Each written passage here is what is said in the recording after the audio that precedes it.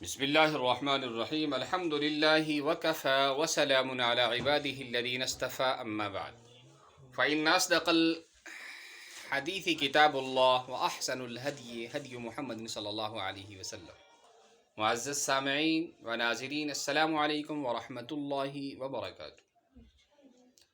سب سے بہترین، سب سے سچی کتاب اللہ کی کتاب یعنی قرآن مجید ہے، اور سب سے بہترین ہدیہ اور گفٹ محمد الرسول اللہ صلی اللہ علیہ وسلم کا ہدیہ ہے۔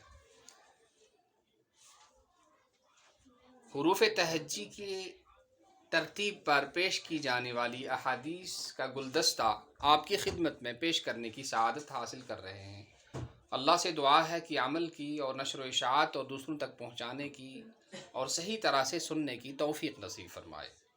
تو آج جو حدیث ہم پڑھنے جا رہے ہیں وہ حا سے ہے۔ حروف تہجی میں جو حا آتا ہے اور اس کی جو پہلی حدیث ہے وہ حبک الشیء یعمی ویصم۔ اس حدیث کو روایت کیا ہے امام ابو داود نے، سنن ابی داود میں، اور اس کا ترجمہ ہے love of anything makes blind and deaf, اور اردو میں اس کا ترجمہ سماعت فرمائیں کسی چیز کی محبت تجھ کو اندھا اور بہرا کر دے گی۔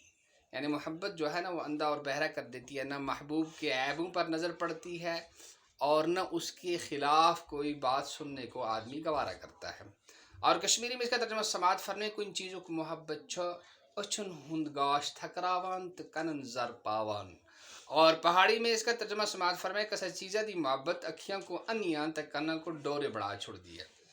اگر آپ ان کتابوں کے پڑھنے اور اس کی نشر و اشاعت کا شوق اور جذبہ رکھتے ہیں تو ہم سے رابطہ کریں۔ ہمارا رابطہ نمبر ہے 6005741413۔ والسلام علیکم ورحمۃ اللہ وبرکاتہ۔